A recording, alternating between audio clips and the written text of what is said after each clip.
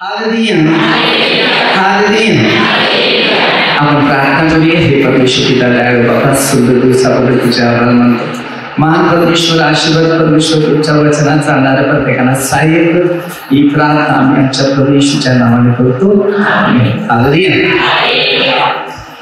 बायबलच्या नियमात प्रश्न एकमेकाला विचारायचे नाही, परंतु प्रश्न असे विचारत आहे तुम्हाला की आपण प्रभूमध्ये आहे आणि बरेच लोक ख्रिस्ताचा स्वीकार करतो आणि ख्रिस्ताला आपल्या जीवनात आणतो, बरोबर. तर मला 3 प्रश्न असे द्यायचे, ते मला तुम्ही कोणीतरी द्यावं.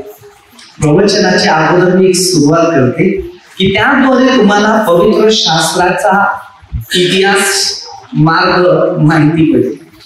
तो पहिला प्रश्न आहे, तो प्रश्न आहे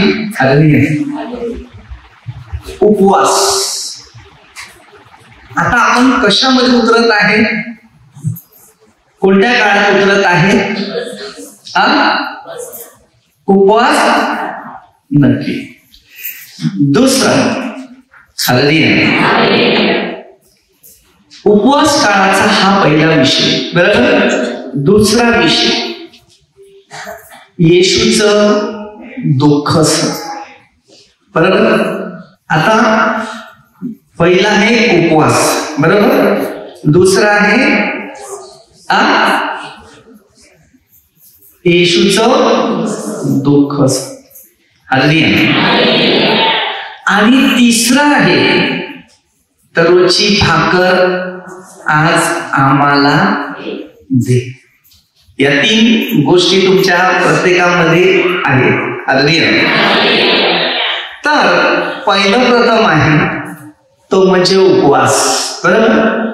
आता येशू ख्रिस्त, बरोबर, मत्ते 4:1-11 वचनामध्ये किंवा लूक 4:1-13 वचनामध्ये आता येशू ख्रिस्ताने केलेले उपवास.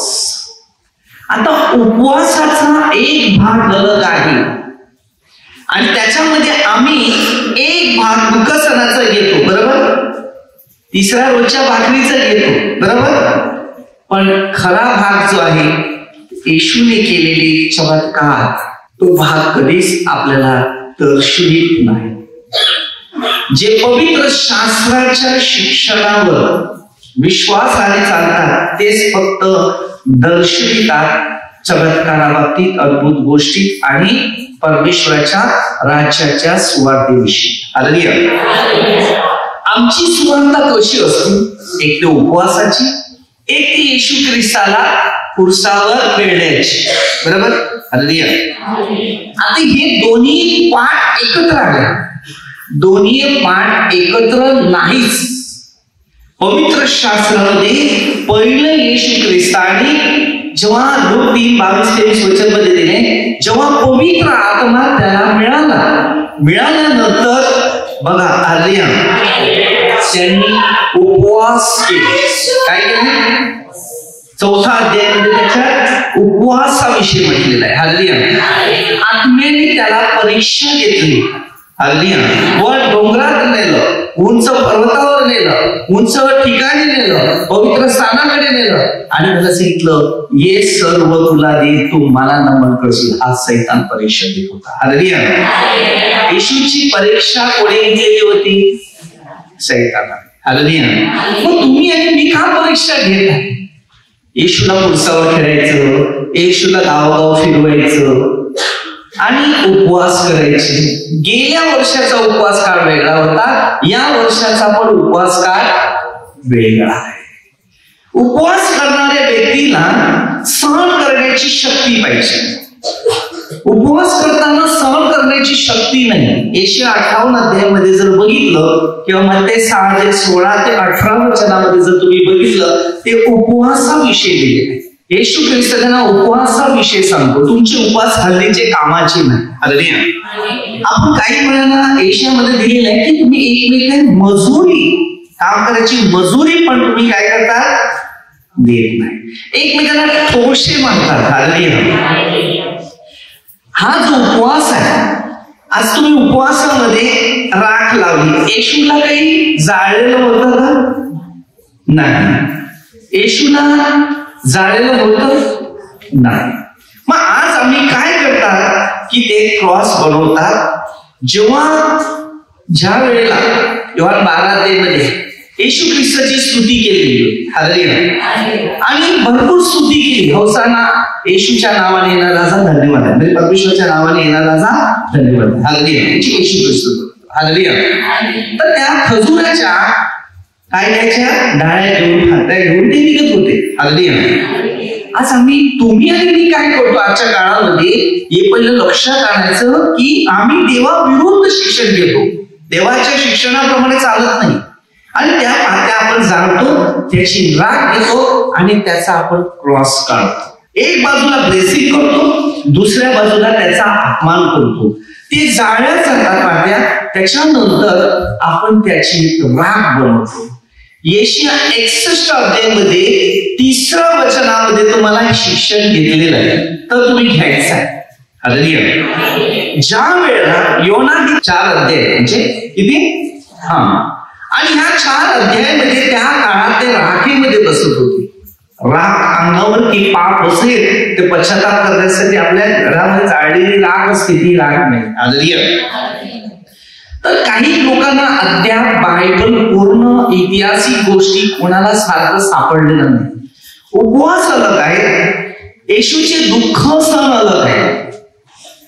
येशूने ज्या वेळेला वयाच्या 30व्या वर्षात बाप्तिस्मा घेतला, बाप्तिस्मा घेतल्यानंतर त्याची परीक्षा झाली, परीक्षा झाल्यानंतर तो परिपूर्ण झाला, सैतान सोडून त्याला गेला. मत्तेमध्ये 4 अध्याय 1 ते 11 किंवा लूक 4 अध्याय 1 ते 13 वचनापर्यंत वाचा. तुम्हाला ह्या डिटेल मध्ये तुम्हाला टाइम नाहीये, म्हणून तुम्ही वचन लिहून ठेवा, वाचायला मी सांगायचं तेव्हा सांगेल, हालेलुया. तर जुन्या करारामध्ये येशू आणि भविष्यवक्त्यानेच येशूविषयी माहिती दिली. तर 61 अध्यायामध्ये वचन 3 घ्या पाहिजे. येशया 61 अध्याय वचन 3.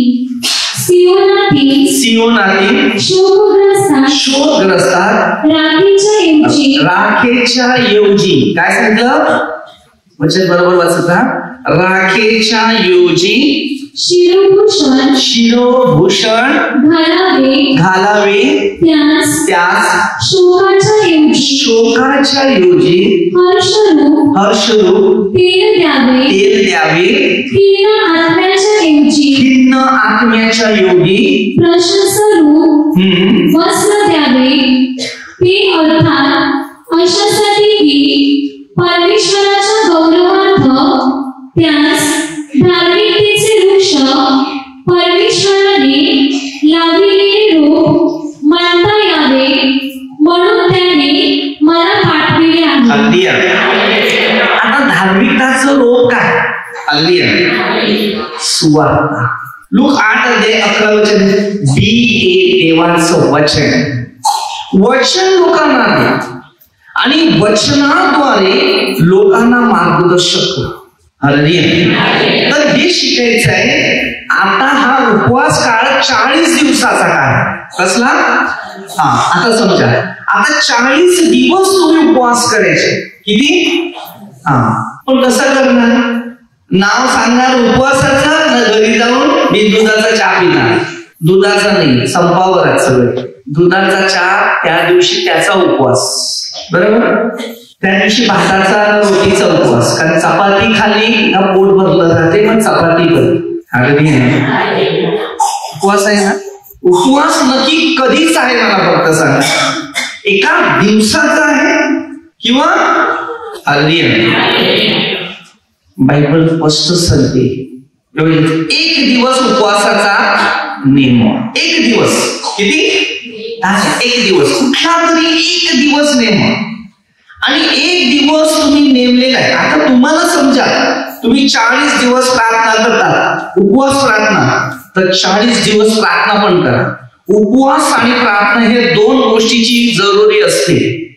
उपवास आहे पण प्रार्थना नसेल तर सैतान तुमच्या पाठीमध्ये. येशू ख्रिस्ताने 40 दिवस 40 रात्र उपवास केले, भूक लागली तेव्हा परीक्षक आला. हल्ली लक्षात ठेवा, आम्ही 40 दिवस उपवास करतो, पण आज काही ठिकाणी जर बघितलं उपवास वेगळा आहे आणि येशूला क्रूसावर खेळणार वेगळं आहे. हे कोणती पद्धतीचं शिक्षण आहे मला नाही माहिती, परंतु अनेक ठिकाणी ह्या गोष्टी मी माझ्या डोळ्याने पाहिलेल्या आहेत. उपवास काळामध्ये ह्या गोष्टी घडल्या जातात, अनेक ठिकाणी तुम्हाला बघायला मिळेल. हालेलुया. तर आपण पहिले शिकायचं, एक पवित्र शास्त्र पुढे ठेवायचं आणि एक ओपन करून ठेवायचं, कारण यो काळ जो आहे येशू ख्रिस्ताने क्रूसावर खेळायचा काळ आहे. कधी येतो? येशू ख्रिस्ताने गावोगाव घरोघर जाऊन सुवार्तेची घोषणा केली, रोग्यास बरे केले, मेलेल्यास उठवले आणि त्याच्या काळानंतर ईसाच्या नंतर 3.5 वर्षापर्यंत तो भाग होता. हालेलुया. 3 वर्ष पूर्ण त्याला प्रसारासाठी झालं. हालेलुया.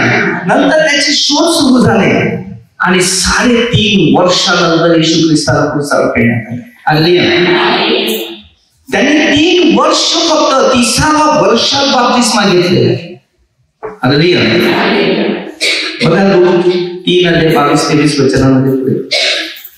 लूक 3:22 पवित्र आत्मा देवरूपाने कबुतराप्रमाणे त्याच्यावर उतरला आणि आकाशातून अशी वाणी झाली की तू माझा प्रिय पुत्र आहेस, तुझ्याविषयी मी संतुष्ट आहे.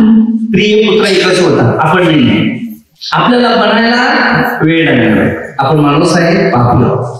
दोष करायची गरज नाही, निंदा करायची गरज नाही, पण पवित्र शास्त्र प्रत्येकाला थोडंफार शिकणं गरजेचं आहे. जर आपण पवित्र शास्त्राचा जर इतिहास लोकांना दाखवत आहे तर बायबलच्या कानाकोपऱ्याला आपल्याला रद्द करता येणार. ते 24-35 किंवा प्रकटीकरणामध्ये 22:17 पासून भर नाही घालायची आणि काढायचं नाही, तर देव आपल्यावर पीडा उत्पन्न करेल. आता जो काळ सुरू आहे तो येणाऱ्या काळामध्ये मोठ्या प्रमाणात मूर्तीपूजामुळे, प्रकटीकरण 16 मोठ्या प्रमाणामध्ये खाणे फोडाचा परिणाम येणार आहे आणि तो कोणाला सुद्धा कंट्रोल होणार. म्हणून पहिले शिकायचं हे शास्त्र काय शिकवते. हालेलुया. 5:41 शास्त्र शोधून पहा. तर आपण पुढचं वचन घे. वचन 23 येशूने आपल्या कार्याचा आरंभ केला तेव्हा तो सुमारे 30 वर्षाचा होता. कार्याला सुरुवात केली तेव्हा किती वर्षाचा होता तो? 30 वर्षाचा. आणि 30 वर्षानंतर त्याने 3 वर्ष कार्य जोराने सुरुवात केली. त्यानंतर त्याच्या पाठला सुरू झाला. हालेलुया. आणि 3.5 वर्षामध्ये त्याचा वधस्तंभाचा मार्ग झाला. पण आता आम्ही फक्त उपवास आणि काय घेतलेलं आहे? उपवास आणि काय घेतलेलं आहे? दुःख सहन. हालेलुया. येशूला क्रूसावर खेळण्याची जरूर. मग आपण हे जे समजा प्रॅक्टिकल करतात ना, तर ही चूक करतात. कारण जे मत्ते 26 अध्यायाचा इतिहास घेतात, बाकीचा इतिहास कट आहे. समजलं? मध्ये जे सगळे त्यांनी अद्भुत चमत्कार केले हे मध्ये कापलेलं आहे. आणि त्याच्यानंतर जे शास्त्री पुरुष होते, मुखियाचे होते, यांनी जुदासला 30 नाणे देऊन पकडण्याची जबाबदारी घेतली आणि येशूला क्रूसावर खेळण्याची तयारी केली. हालेलुया. हा ऐतिहासिक आहे. हा इतिहास पवित्र शास्त्राचा आहे. तुम्ही बायबल वाचा तर तुम्हाला या सगळ्या गोष्टी. अनेक लोक यामध्ये, बरेच लोक सांगतात की माझा उपवास आहे. नक्की उपवास आहे काय तुमचा? उपवास कसला आहे मला सांगा. येशू ख्रिस्ताला माहिती होतं हे उपवास योग्य करणारे नाही, म्हणून त्यांनी मध्ये 6:9 पासून प्रार्थना शिकवली होती. रोजच्या भाकरीविषयी म्हटलेलं आहे. मध्ये 6:16 ते 18 वचन बघा. उपवास कसे आहे तुमचे? उपवास हल्लीचे कामाचे नाही असं बायबल शिकवते. जरा बघूया. मध्ये 6:16 तुम्ही जेव्हा उपवास करता तेव्हा डोंग्यासारखे. आपण डोंग्यासारखे. आपला उपवास कसा आहे? मी पण होता डोंगी. मी आता उपवास करत नाही, फक्त काय करतो शुक्रवारच्या दिवशी मांस मटण खात नाही. तो तेवढा माझा एक टाइम आहे. अगदी मला वाटलं जेवायचं नाही तर माझा उपवास हमेशा कार्यामध्ये होतेच. माझा भरपूर उपवास होते ना. उपवास करताना कोणाला सांगायचं नाही माझा उपवास आहे समजलं. उपवासाचा इतिहास कोणाला सांगायचा नाही. अगदी देवाने पाहायला पाहिजे. जरा बघा काय सांगतो तो उपवास करतो तेव्हा काय लहान मुलगा असं ना काय सांगते तोंड वाकडं करू नका असं सांगते. कारण आपण उपवास करतात असे लोकांना दिसावे म्हणून ते आपले तोंड विरुद्ध करतात. मी तुम्हाला खरं सांगतो की ते आपले प्रतिफळ भरून पावले आहे. काय सांगितलं त्यांनी आपलं फळ भरून पावले. वचन 17 तू तर उपवास करतोस तेव्हा आपल्या डोक्याला पहिलं तेल टाक. पहिलं तोंड धुते न मग तेल टाकते. टी शर्ट घेणं मानतील का काय सांगते पहिलं डोक्यावर शांत डोकं दे नंतर आपले तोंड धु कोलगेट घे. अशा हेतूने की तू उपवास करतोस हे लोकांनी बघितलं पाहिजे. तर तुझ्या गुप्तवाशी पित्याला दिसावे म्हणजे तुझा गुप्तवाशी पिता तुला फळ दे. काय बोललं गुप्तदाशी पिता तुला फळ. उपवास करतो ना तर लोकांना दाखवायचं नाही. आणि उपवास करणाऱ्या माणसाने परमेश्वरची सेवा आणि कार्य केलं पाहिजे. नुसतं उपवास करून पाहिजे नाही. मी तुमच्यासारखा होता ना तर मी शाळेमध्ये माझं ऐकलेलं होतं की उपवासाला ना केळी खाली चालतात. उपवासाला चणे शेंगदाणे खाले तरी चालतात किंवा शेंगदाणे गुळ खाला तरी चालतात. चहामध्ये चणे टाकले तरी चालतात. हा मी शाळेमध्ये शिकलेल्या माझ्या गोष्टी होत्या. कारण आमची टीचर ती खात होती. हल्दी मी छोटा होता मी अनुभव घेतलेले. मी पण चहामध्ये चणे खातो. अरे आपण छोटे आहेत आपल्याला काय माहिती आहे त्याच्यातलं आहे की नाही. उपवास करायची माहिती आहे करायचा. हल्दी एक दिवस मी उपवास करायचा तर माझी डोक्याचे केस भरपूर वाढवायचे. एवढे केस वाढायचे की मी बारीक व्हायचं. हल्दी तर एक दिवस एका माणसाने उपवासाच्याच काळामध्ये मस्करी केला आणि त्याने माझे कातर घेतलेला केसच एका बाजूचे कापून हल्दी मला खूप वाईट वाटलं. कारण मी ही वेळ उपवास त्याग करायचा. हल्दी पहिल्या काळामध्ये लोकांचे उपवासच असतात. कारण पहिल्या काळामध्ये खायची वांदे होते. पहिले ऑलरेडी असे उपवास होते पण त्या काळामध्ये ते उपवास होता. पण तो माणूस रात्रभर झोपला नाही. मला देवाने निवडलेलं होतं जसं इर्म्या 1:5 प्रमाणे माहिती नाही मला. पण नंतर त्याला काही वर्षात त्याला या गोष्टीविषयी माहिती पडली. मी तुला ओळखलं नव्हतं हा शब्द म्हणतो देवाच्या घरी गेला ते. पण त्याला खूप मोठा पश्चाताप झाला. सकाळी फोन करून मला बोलवलं आणि त्यांनी क्षमा पण मागितली.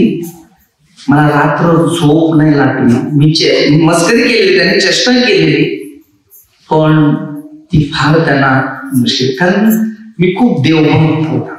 पहिल्यापासून स्वच्छ पवित्र जीवन जगणार. खूप म्हणजे देवावर माझं प्रेम एवढं होतं नाही आजपर्यंत असं नाही सांगत. पण त्या काळामध्ये सांगतो ज्या गोष्टी मी ऐकायला ना त्या गोष्टी विश्वासात ठेवायचा आणि खूप देवावर प्रेम करायचं. आणि जेव्हा क्रॉस बघितला ना तर मला वाटायचं की माझं काहीतरी पाप अटकलेलं आहे त्या खुर्सावर. मला माहिती नाही मी बायबल गीता वाचत तेवढं मला जास्त काही नाही. मी आकाशी चर्च मध्ये जात होतो छोटा असताना खूप वेळ मिसाला जायचं, तर तिथे संत जेम्सच्या हातात काठी आणि हातात असं बायबल आहे. मी दुबईला होतो त्यावेळेला मला स्वप्नात नेहमी तेच यायचं. मी मिसाला गेल्यानंतर तिकडे पहिलं त्याला बघायचा, तो काठी घेऊन आहे बघ, माझे पाप लिहून ठेवले अर्धी. मनात एक भीती व्हायची आणि तिथेच कबूल करत बसायचं मी. चिकू खाल्लेले, आंबे खाल्लेले, पेरू खाल्लेले आहे, केळी खाल्लेली आहे, चोरून खाल्लेले आहे, अख्खं पाप डेली कबूल करत बसायचं. आणि ते कमीने ते वाटप करायचे, ते घ्यायचं. माहिती तेवढा इतिहास माहिती नव्हते, बायबलचे पूर्ण इतिहास माहिती नव्हते. आणि मी तिथे जायचा, घाबरायचा. तर मला स्वप्नामध्ये ना ही काठी घेऊन संत जेम्स ते काठी घ्यायचं ना, हे बायबल घेऊन येस दर्शन द्यायचं. बायबलचं नेहमी दर्शन. पण मला काय वाटायची, ती डायरी आहे, पापाची डायरी. बघ मला काठी घेऊन आलाय मारायला, अर्धी मी पाप करतो ना म्हणून मला मारायला लागलं.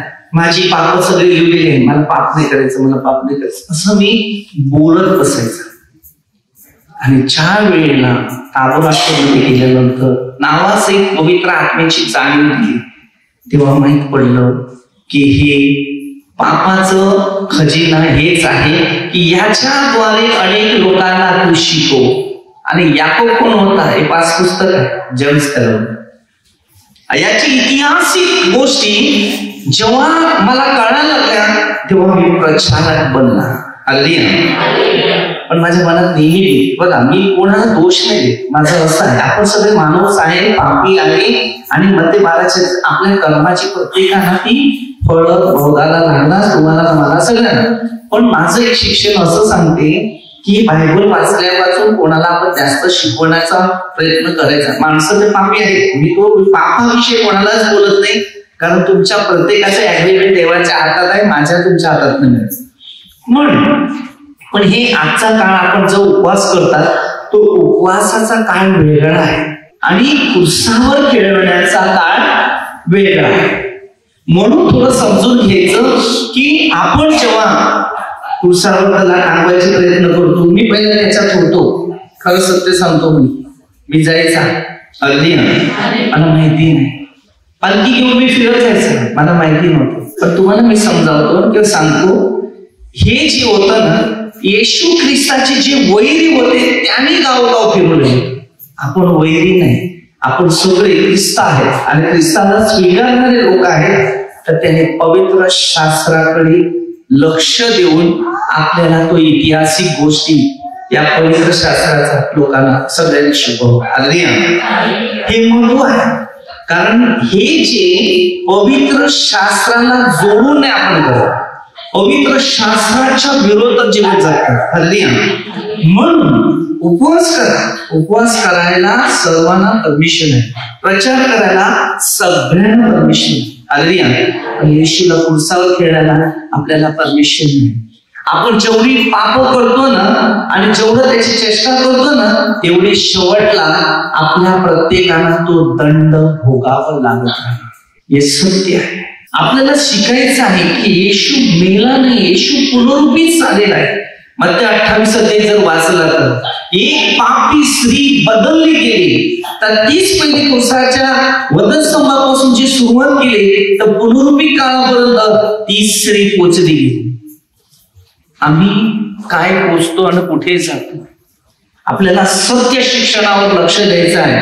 ज्या दिवशी योहान 38, ज्या दिवशी तुम्हाला सत्य समजेल, सत्य तुम्हाला एक बंधनातून मुक्त करेल. कारण हे सत्य आहे, आपलं प्रॅक्टिकल सत्य नाही. पहिलीच आज्ञा मोशेला दिली होती, एकच देवाला बस मूर्ती पूजा करायची, देवाच्या विरुद्ध. आता दुसरी आज्ञा दिली, देवाचं नाव व्यर्थ घ्यायचं नाही. आज आम्ही व्यर्थ घेतो. देव मूर्तीत नाही, देव कृतीत आहे, कर्मात आहे, नीतिमत्वामध्ये. पश्चाताप करण्याची वेळ आहे. या 40 दिवसामध्ये तुम्ही आपली पाप कबूल करत बसा. शब्दात, बोलण्यात, विचारात होऊ दे. पाप झाल्या ते होऊ दे. मी तुम्हाला सांगतो, तुम्ही देव नाहीये, मी पण देव नाही, आपण माणूस आहे. नीतिसूत्र 24:16 धार्मिक माणसं आम्ही साधा पापात करतो. प्रार्थना नसेल तर आचार विचार तुमचे सगळे चेंजिंग होतील. कोणतंही पाप तुमच्या पाठीमागे लागेल मी नाही सांगू शकत. कारण बायबल या गोष्टीमध्ये आपल्याला सांगतं. जेवढं पश्चातापामध्ये येते, जेवढं कबुलीमध्ये येते, तेवढा आशीर्वाद आपल्या मागे. पश्चाताप, नेहमी पश्चाताप झाला पाहिजे, कबुली केलं पाहिजे. या 40 दिवसामध्ये जर तुम्ही उपवासात आहे, वांदा नाही, उपवास करा. पण सगळ्याशी चांगल्या रीतीने वागण्याचा प्रयत्न करा, सगळ्यांसाठी प्रार्थना करा. आता नाही तुम्हाला समजेल किंवा तुम्हाला वळता येत नाही, मी तुम्हाला काही पोस्ट करू शकत नाही, पण निर्णय घ्या. एक नाही एक दिवस बदलते. मी बदललं ना, मला देवाने पवित्र शास्त्राचं शिक्षण दिलं म्हणून मी आज तुम्हाला हे शिक्षण दिलं. बायबलचं वचन घ्या. मी तुम्हाला सांगतो ना, मी जेव्हा प्रार्थना करतो ना तर डोळे बंद करून असा प्रार्थना करणार की प्रभू मी पापी आहे, जे काय सांगायचंय, जर शैतान मला जर निवडू शकते पाप करायला, मग तुम्ही का मला निवडू शकत? हे शरीर तुमचं आहे आणि हे मंदिर पण आहे, हे साधं घर नाही, हे शरीरात तुमचा आत्मा वास करतोय. संत पौलांनी पण सांगितलेलं आहे, संत पौल पण सांगतो. संत पौलांनी संत पौलांनी रोमकरास 8:10 सांगते, शरीर पापामुळे मेलेलं आहे, आत्मा नीतिमत्वामुळे. हे शरीर आहे हे पापामुळेच मरते. रोमकर 7:20 पापाचं वेतच मरण. म्हणून आपल्याला प्रभू येशूला जर क्रूसावरून खरोखर हमेशा खाली काढून, आता येण्याच्या तयारीत आहे. आता हा शेवटचा काळ आहे. किती वर्ष हे होईल मी नाही सांगू शकत, पण मोठे भूकंप होणार हे तर मला माहितीच आहे. कधी घटना घेऊन येईल तेव्हा आपल्या एकाच पण तिथे टिकावं लागणार नाही. तेव्हा मुक्ती समय जवळ येतो तेव्हा आपली नजर वर करायची. म्हणून हा काळ बायबलच्या नियमानुसार मध्ये 24 अध्यायामध्ये ऐतिहासिक गोष्टी खुल्ले होत चालल्या आणि प्रकटीकरण पूर्ण खुल्लं होत चाललंय. म्हणून आजच्या काळामध्ये जेवढं पवित्र वचनात, शिक्षणात, नियमात चालता येतील तेवढं तुम्ही चालून घ्या. वेळ आता अशी नाहीये, आता फक्त प्रार्थना करायची. म्हणून मी तुम्हाला सांगतो, मत्ते 4:1-11 घरी जाऊन वाचा. लूक 4:1-13 घरी जाऊन वाचा. मत्ते 6:16-18 वचन वाचा. त्याच्यानंतर येशिया 58 वाचा. येशिया 61:3 वचन वाचा. प्रभू येशूने लूक 3:22-23 तुम्ही वाचा.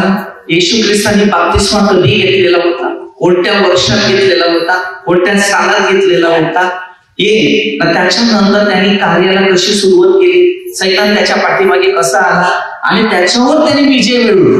जगाला तारणारा नकोशीचा कुर्सावर त्याला खेळ. मत्तेमध्ये तुम्ही जर वाचलं 26 अध्यायामध्ये, त्याच्यामध्ये त्याच्या माणसाने त्याला पकडून दिलं विश्वासघात करून.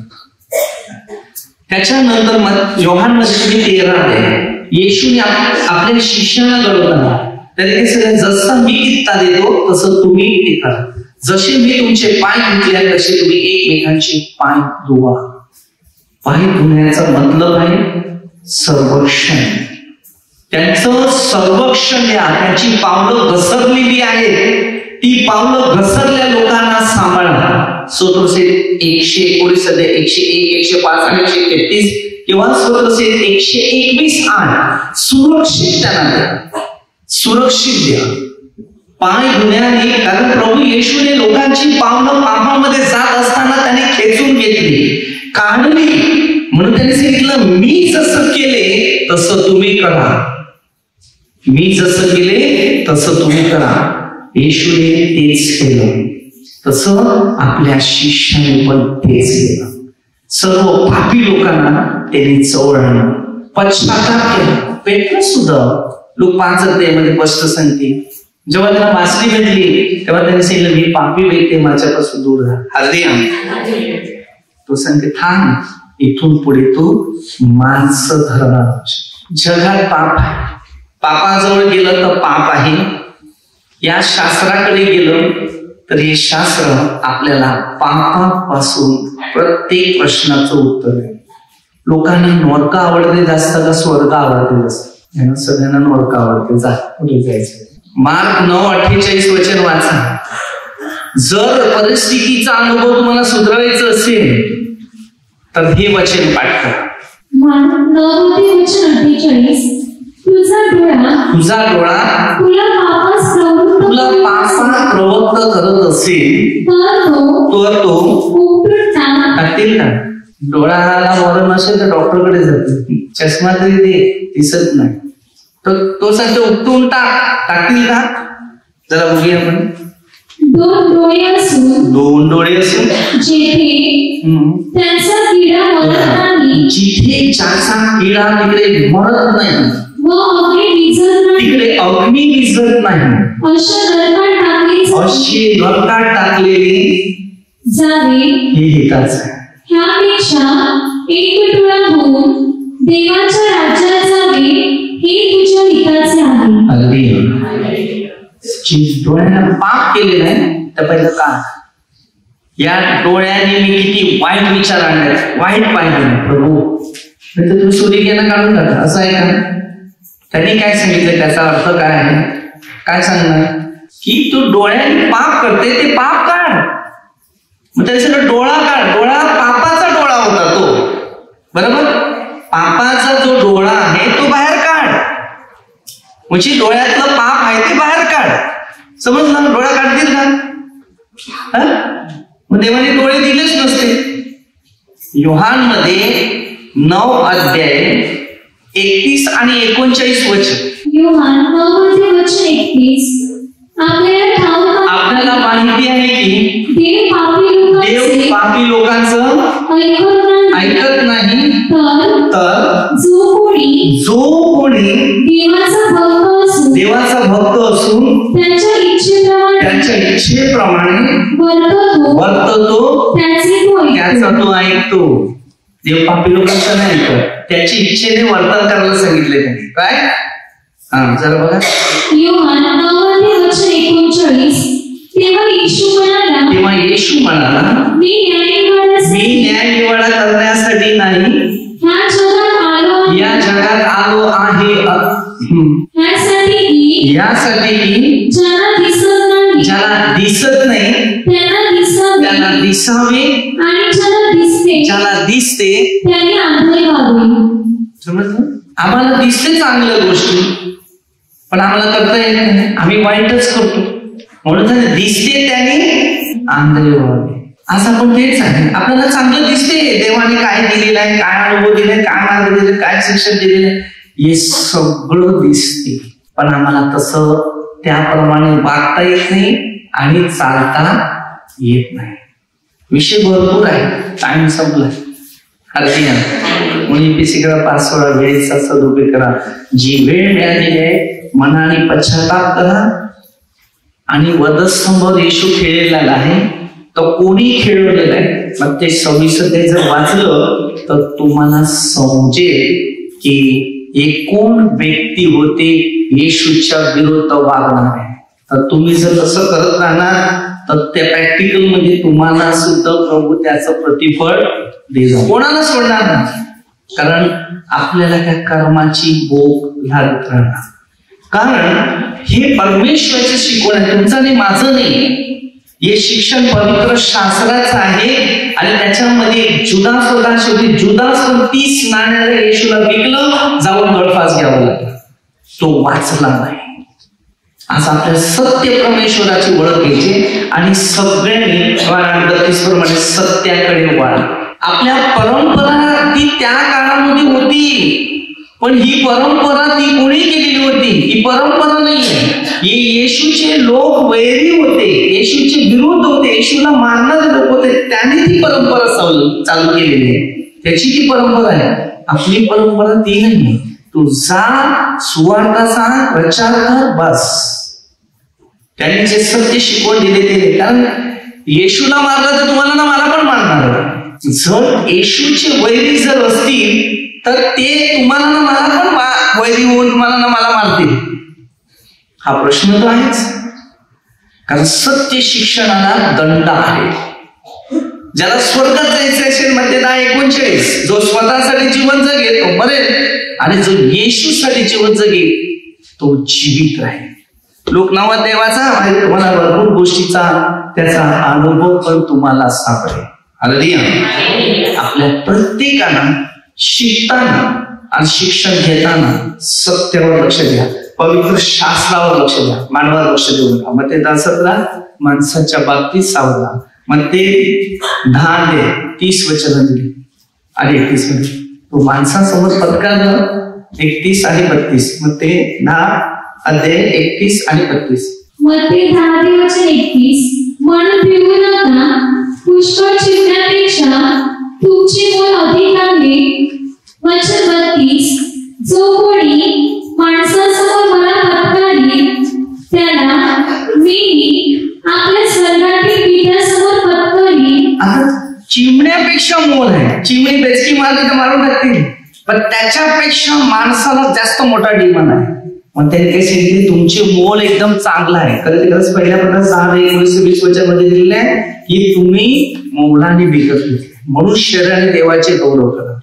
तेव्हा त्यांनी सांगितले जो कोणी माणसासमोर मला पत्करेल तर त्याला मी स्वर्गातील पित्यासमोर पत्करेन.